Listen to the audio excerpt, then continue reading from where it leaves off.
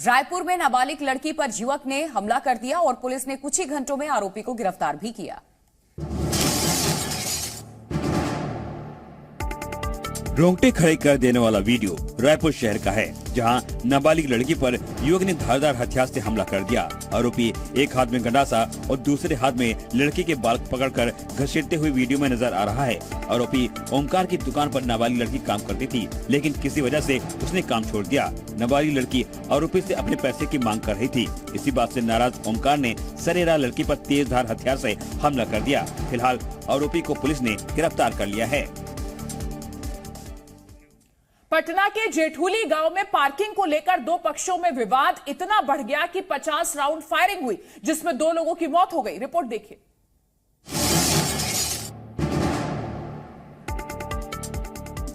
Firing के बाद आक्रोशित परिजनों ने दबंग आरोपी उमेश राय के घर और कम्युनिटी हॉल को आग के हवाले कर दिया। इसके बाद आरोपी का घर धू-धू कर जलने लगा। घटना के बाद फायर ब्रिगेड की गाड़ियां आग बुझाने पहुंची। कड़ी मशक्कत के बाद आग पर काबू पाया जा सका। हालांकि तब तक आरोपी का घर और गाड़ी जलकर खाक हो गए। फिलहाल पूरे गांव में पुलिस का सख्त पहरा है। इस मामले में 7 लोगों को गिरफ्तार किया गया है। बिहार के समस्तीपुर में ट्रक हादसे का शिकार हुई है। हादसे के बाद स्थानीय लोगों में तेल लूटने की होड़ मच गई। रिपोर्ट देखिए। ट्रक हादसे के बाद मानो यहां लूट मच गई हो। तस्वीरें समस्तीपुर के रजवा इलाके की हैं, जहां 2 ट्रकों के बीच टक्कर हो गई। एक ट्रक में सरसों का तेल डिब्बों में भरा हुआ था। हादसे के बाद सरसों का तेल लूटने की मानो होड़ लग गई। लोग जान जोखिम में डालकर ट्रक से बह रहे सरसों का तेल डिब्बों में भरते दिखे। थोड़ी ही देर के भीतर यहाँ सैकड़ों लोगों की भीड़ जुट गई। पुलिस टीम जब मौके पर पहुंची तब भीड़ को वहाँ से हटाया गया। फिलहाल इस हादसे में दोनों ट्रक चालक गंभीर रूप से घायल हैं। बिहार के बेगूसराय में जमीनी विवाद में जमकर मारपीट हुई। 2 लोग इस मारपीट में गंभीर रूप से घायल हो गए। मारपीट की तस्वीरें बेगूसराय के मटिहानी इलाके की हैं, जहां 2 पक्षों के बीच लाठी डंडों से मारपीट हुई। जमीनी विवाद में आपसी कहासुनी देखते ही देखते मारपीट में तब्दील हो गई, जिसके बाद यहां जमकर लाठी और डंडे चले। काफी देर तक हंगामे के बाद स्थानीय लोगों ने बीच बचाव किया, तब जाकर दोनों पक्षों में लड़ाई शांत हुई। दोनों पक्षों की लड़ाई में 2 लोगों को गंभीर चोट आई है। मारपीट के मामले में पुलिस ने दोनों पक्षों से पूछताछ की है। मध्य प्रदेश के जबलपुर में बीजेपी नेता के साथ मारपीट हुई है। पार्किंग को लेकर के बताया जा रहा है विवाद।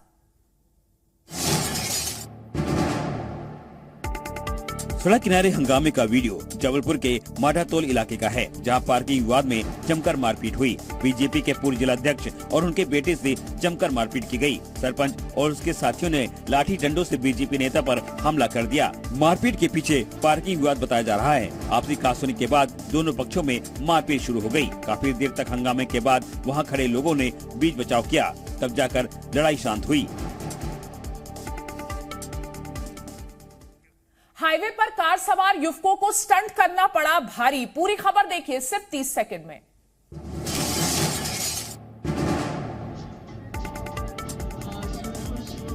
कार पर जानलेवा स्टंट करना युवकों को भारी पड़ गया। वायरल वीडियो यूपी के हापुड़ का बताया जा रहा है, जहां कार सवार युवकों ने तेज रफ्तार गाड़ी पर स्टंट किया। जिस समय कार सवार हाथ लहराकर डांस कर रहे थे, पीछे से एक कार सवार ने उनका वीडियो बना लिया। सोशल मीडिया पर वीडियो वायरल होने के बाद पुलिस ने स्टंटबाज युवकों के खिलाफ बड़ी कार्रवाई की है। पुलिस ने गाड़ी का 12,000 रुपए का चालान किया है। दिल्ली की जवाहरलाल नेहरू यूनिवर्सिटी एक बार फिर लेफ्ट और एबीवीपी के समर्थकों की जंग का मैदान बन गई है। यहां शिवाजी के कथित अपमान को लेकर के दोनों पक्ष आमने सामने आ गए। रिपोर्ट देखिए। तस्वीरें जेएनयू की हैं, जहां लेफ्ट और राइट विंग के समर्थकों में झड़प हो गई। एबीवीपी का आरोप है कि लेफ्ट से जुड़े छात्र संगठनों ने छत्रपति शिवाजी महाराज का अपमान किया है। दरअसल एबीवीपी ने छत्रपति शिवाजी की जयंती पर श्रद्धांजलि सभा का आयोजन किया था। आरोप है कि इसी दौरान लेफ्ट से जुड़े छात्रों ने शिवाजी के फोटो का अपमान किया। एबीवीपी समर्थकों ने जेएनयू परिसर में प्रदर्शन भी किया। इस दौरान जोरदार नारेबाजी की गई।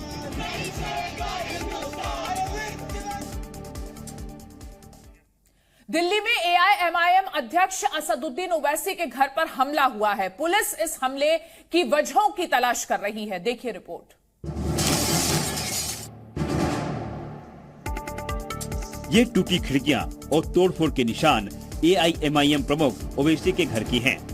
दिल्ली के अशोका रोड स्थित ओवैसी के आवास पर कुछ अज्ञात लोगों ने हमला कर दिया। ओवैसी के घर पर लोगों ने पथराव किया। हमले के बाद ओवैसी ने दिल्ली पुलिस में शिकायत दर्ज कराई है, जिसके बाद एडिशनल DCP ने ओवैसी के घर का दौरा किया। शिकायत के अनुसार ओवैसी ने रात में लौटने के बाद पाया कि शाम को उनके आवास पर पत्थर फेंके गए हैं। जम्मू कश्मीर की पूर्व CM और PDP अध्यक्ष महबूबा मुफ्ती ने बीजेपी और केंद्र सरकार पर जबरदस्त हमला बोला है। इस दौरान उन्होंने डोगरा कार्ड भी खेल दिया। रिपोर्ट देखिए। जम्मू पहुंची महबूबा मुफ्ती ने आरोप लगाया कि बीजेपी को राष्ट्रवाद से कोई मतलब नहीं है। उन्होंने कहा कि बीजेपी राष्ट्रवाद का दिखावा करती है और उसकी सच्चाई जनता के सामने आ गई है। महबूबा ने कहा कि जम्मू की डेमोग्राफी बदलने की साजिश की जा रही है। उन्होंने बीजेपी के डोगरा प्रेम पर भी तंज कसा और सवाल किया कि राज्य के अहम पदों पर डोगरा क्यों नहीं हैं। इस दौरान जम्मू के लोगों पर डोरे डालते हुए महबूबा ने सफाई दी कि बीजेपी केवल मुसलमानों की पार्टी नहीं है, इसमें हिंदू भी हैं। केंद्रीय गृह मंत्री अमित शाह ने रविवार को महाराष्ट्र के कोल्हापुर में विजय संकल्प रैली को संबोधित किया। इस दौरान उन्होंने 2024 में एकनाथ शिंदे के साथ मिलकर लोकसभा चुनाव लड़ने का ऐलान भी किया। गृह मंत्री अमित शाह ने महाराष्ट्र की सभी 48 लोकसभा सीटें जीतने का लक्ष्य रखा। इस दौरान उन्होंने कहा कि बीजेपी के खिलाफ सारा विपक्ष एकजुट हो रहा है, लेकिन उसकी कोशिशें कामयाब नहीं होंगी।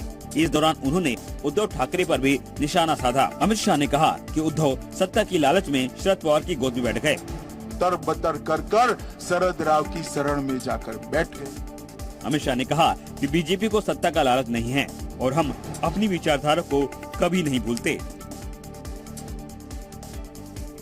मध्य प्रदेश में अब शराब की दुकानों पर बैठ करके शराब नहीं पी सकेंगे, यानी दुकानें तो यहां खुली रहेंगी, शराब की बिक्री भी होगी, लेकिन वहां बैठकर शराब पीने की इजाजत नहीं दी जाएगी। शिवराज कैबिनेट ने प्रदेश में सभी अहाते भी बंद करने के फैसले पर मुहर लगा दी। कैबिनेट बैठक में नई शराब नीति पर चर्चा की गई। बैठक में धार्मिक स्थल, स्कूल, छात्रावास से शराब दुकान की दूरी 50 मीटर से बढ़ाकर 100 मीटर करने का प्रस्ताव भी मंजूर हुआ। इसके अलावा गाड़ी चलाते वक्त शराब पीते पकड़े जाने पर ड्राइविंग लाइसेंस निरस्त किए जाने का भी प्रावधान किया गया। नरोत्तम मिश्रा ने कहा कि शराब पीने को हतोत्साहित करने के लिए कई कड़े फैसले लिए गए हैं। कांग्रेस नेता दिग्विजय सिंह ने मध्य प्रदेश के CM शिवराज सिंह चौहान पर निशाना साधा है। विधानसभा चुनाव में कांग्रेस का CM चेहरा कौन होगा, दिग्विजय ने इसकी भी जानकारी दी।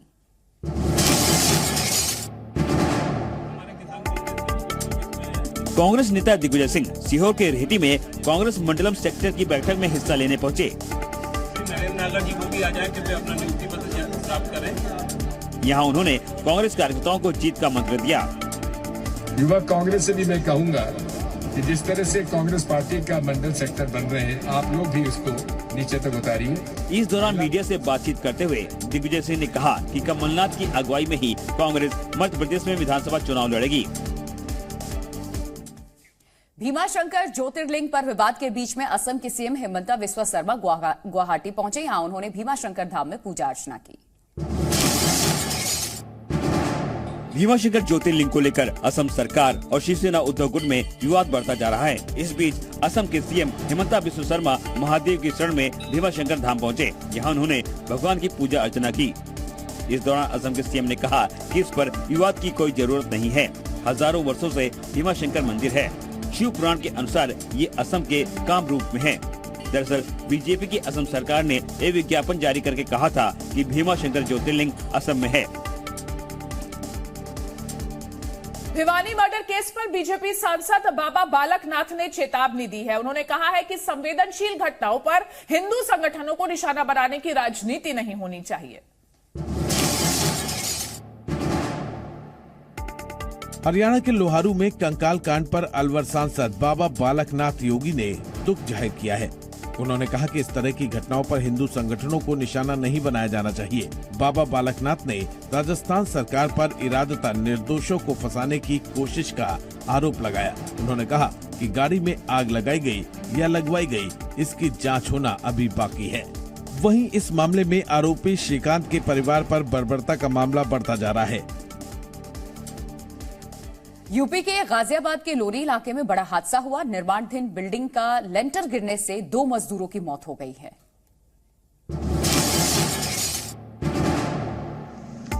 मलबे में दबे लोग और उनकी जान बचाने में जुटे जवान। तस्वीरें गाजियाबाद के लोरी इलाके की हैं, जहां निर्माणाधीन भवन में बड़ा हादसा हो गया।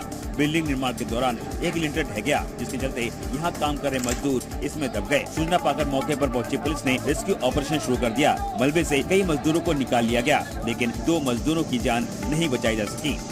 मलबे में दबे मजदूरों को निकालने के लिए जेसीबी की मदद ली गयी, साथ ही NDRF को भी बुलाया गया। यूपी के कुशीनगर में बोरे में बंधा युवती का शव मिला है। ये मामला ऑनर किलिंग से जुड़ा बताया जा रहा है। कुशीनगर का सेवरी इलाका उस समय सनसनीखेज वारदात से सहम गया, जब एक 20 साल की युवती का शव बोरे में बंधा मिला। युवती की हत्या कर उसे बोरे में बांधकर नदी में फेंका गया था। पुलिस के मुताबिक 14 फरवरी यानी वैलेंटाइन डे से युवती गायब थी। इसकी शिकायत तक थाने में नहीं की गई। बताया जा रहा है कि मृतक युवती का प्रेम प्रसंग चल रहा था। इसकी वजह से युवती के परिवार वाले खासे नाराज थे। इसी के चलते युवती के परिवार वालों ने ही युवती की हत्या की और फिर शव को ठिकाने लगा दिया।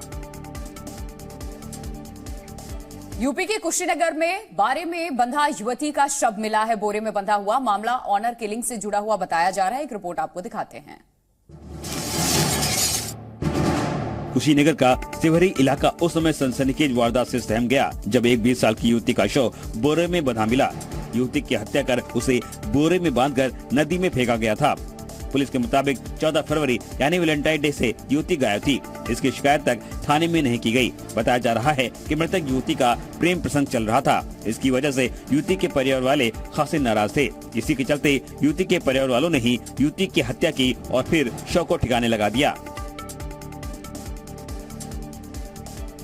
मध्य प्रदेश के खंडवा में एक अनोखी शादी देखने को मिली। इसने समाज को एक खास संदेश देने की भी कोशिश की।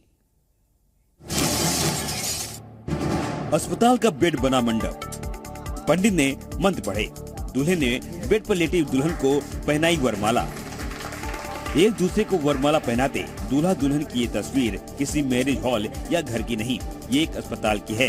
यहाँ मरीज मरीज दुल्हन के पलंग पर ही मंडप सजाया गया। दोनों परिवार के साथ अस्पताल का स्टाफ बाराती और घराती बने और दूल्हा दुल्हन जीवन भर के लिए एक दूसरे के हो गए। दरअसल शादी के 3 दिन पहले ही शिवानी नाम की दुल्हन हादसे में घायल हो गई थी। बांग्लादेश की राजधानी ढाका में एक बहुमंजिला इमारत में भीषण आग लग गई है। कई घंटों के बाद आग पर काबू पाया गया।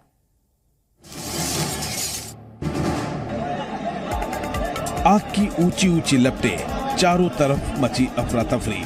तस्वीरें ढाका के गुलशन इलाके की हैं, जहां की एक बहुमंजिला इमारत में भीषण आग लग गई। बिल्डिंग के 7वें फ्लोर पर आग से हड़कंप मच गया। आग लगने के बाद कई लोग जान बचाकर बिल्डिंग से कूदते नजर आए। कई घंटे के बाद फायर ब्रिगेड की टीम ने आग पर काबू पाया। फिलहाल बिल्डिंग में आग कैसे लगी, इस बात की जानकारी अब तक सामने नहीं आ पाई है। आग में एक शख्स के मारे जाने की खबर है।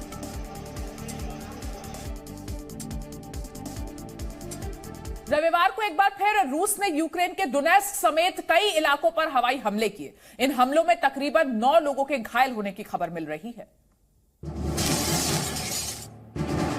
रूस यूक्रेन के बीच जारी भीषण जंग को 1 साल बीतने वाला है। महायुद्ध थमने के बजाय बढ़ता ही जा रहा है। रविवार को रूसी सेना ने डोनेट्स्क के रिहायशी इलाकों पर हवाई हमला किया। इस हमले में 9 लोगों के घायल होने की खबर है। हवाई हमले से कई दुकानें और कई घर तबाह हो गए हैं। अचानक हमले के बाद लोग जान बचाते नजर आए। हवाई हमले के बाद लोगों को बंकरों में शिफ्ट किया गया है। रूसी सेना ने खेरसोन में भी हवाई हमला किया है। खेरसोन में 8 घंटे के भीतर दूसरा हवाई हमला हुआ है। अमेरिकी विदेश मंत्री एंटनी ब्लिंकन ने तुर्की में भूकंप प्रभावित इलाकों का दौरा किया। इस दौरान उन्होंने $10 करोड़ की मदद देने का वादा भी किया। तुर्की और सीरिया में आए विनाशकारी भूकंप से भारी तबाही हुई है। हर ओर तबाही और बर्बादी के निशान हैं। हजारों लोग मारे गए हैं।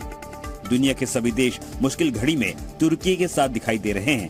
अमेरिकी विदेश मंत्री ब्लिंकन भी तुर्की के भूकंप प्रभावित शहर का दौरा किया। इस दौरान उन्होंने 10 करोड़ डॉलर की मदद राशि देने का वादा किया। अमेरिकी राष्ट्रपति बाइडेन ने तुर्की और सीरिया के लिए 8.5 करोड़ डॉलर देने का ऐलान किया था। भूकंप से दोनों देशों में 45,000 से ज्यादा लोगों की मौत हुई है। और इसी के साथ नमस्ते इंडिया में लेते हैं एक छोटा सा ब्रेक। ब्रेक के बाद भी जी न्यूज पर खबरें जारी हैं हमारे साथ।